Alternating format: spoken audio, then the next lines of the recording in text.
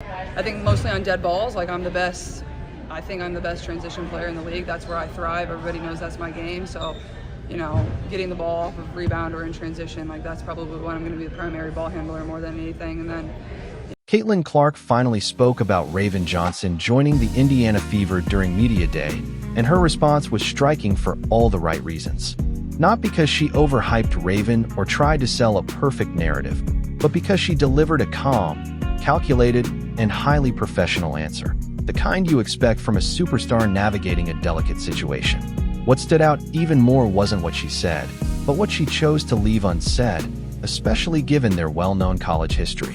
When directly asked about adding depth with Raven on the roster, Caitlin shifted the focus to general training camp evaluations, briefly mentioned Raven alongside a few other players, and quickly redirected the conversation toward her own strengths in transition play.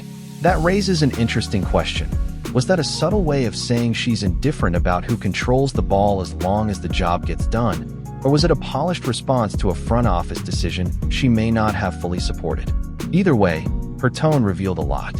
When you break down her comments and compare how she speaks about Raven versus other teammates, the contrast becomes hard to ignore, and that's where the Real story begins. Beth has talked about creating depth in the backcourt, especially with your injuries last year, Kelsey going until the wheels fell off. Just what do you think about having Ty and Raven kind of backing up in the backcourt? She also talked about kind of you playing off the ball a little bit, get a little bit of on-court rest. Just what do you think about playing off? Yeah, well, I think that's going to be something like that's what you have training camp for, and that's what you have the preseason games for, is to try different lineups and to try different people and to give the people that are fighting for roster spots a chance to go out there and compete and perform. Like, I'm not going to go out and play 30 minutes on Saturday. That's just not going to be the case. That's not what it's about. It's, obviously I'm going to go out there and compete as hard as I can, but that's not what we need to do. And I think a little bit of off the ball stuff. Like, I think mostly on dead balls. Like, I think I'm the best transition player in the league. That's where I thrive. Everybody knows that's my game. So,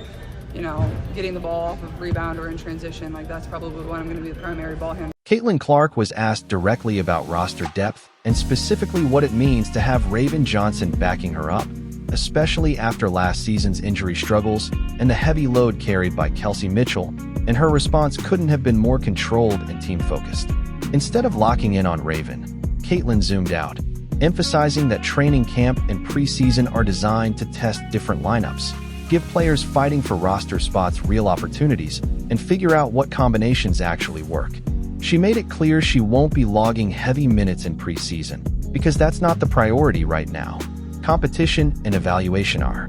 Then she shifted into her own role, highlighting how she thrives in transition, calling it the strongest part of her game, and explaining that while she'll handle the ball a lot in those situations, the team still needs others to step up as secondary ball handlers to ease the constant pressure of bringing it up the full court every possession. Only then did she casually mention Raven, grouping her with Ty and others in camp, along with even forwards and centers who can help initiate offense when needed, referencing how players like AB stepped into that role during last year's injury crisis. The overall message was clear. This isn't about one backup or one solution. It's about creating flexibility, sharing responsibility, and making the team more unpredictable and harder to defend in every possible lineup.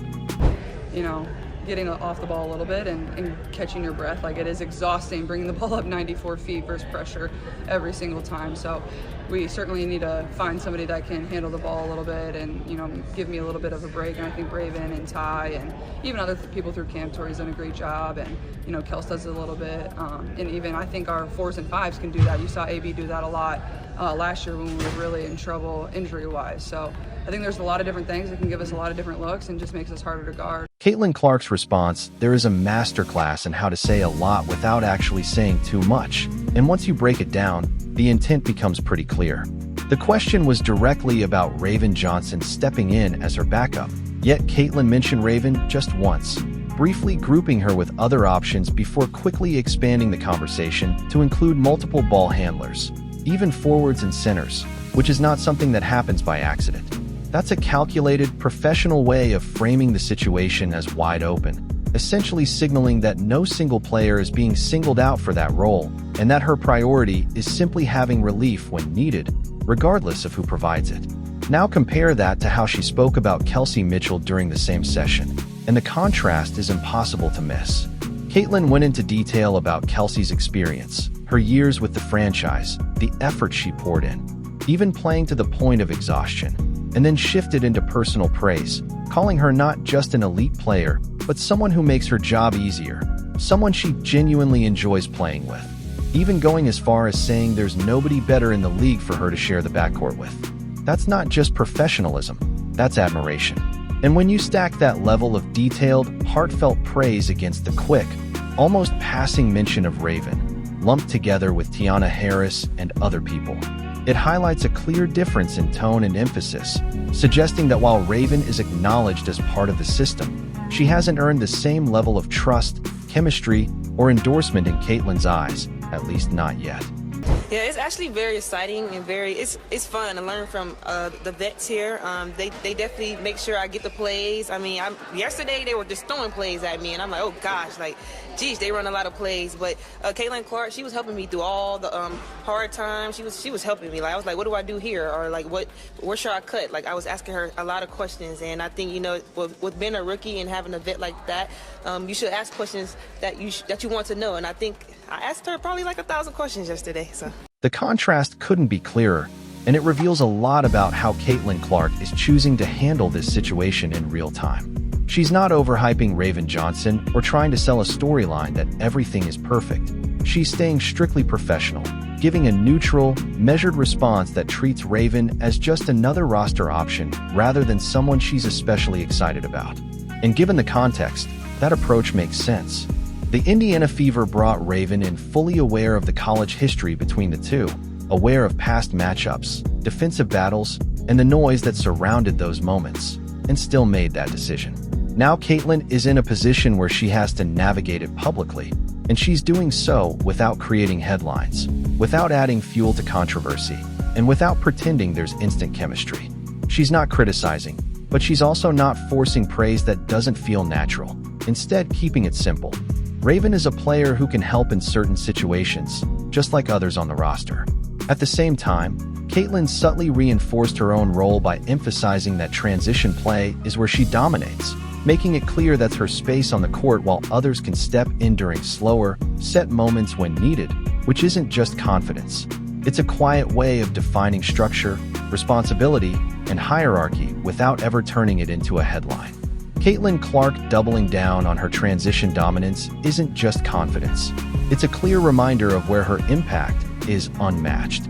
No one in the league pushes tempo, delivers full-court passes, or creates easy scoring opportunities in the open floor quite like she does, and she knows it. By emphasizing getting the ball off the rebounder and instantly igniting the break, often from players like Aaliyah Boston, she's defining exactly how this team operates at its best. And that identity doesn't shift just because Raven Johnson is on the roster. The way she framed it makes the roles feel pretty clear.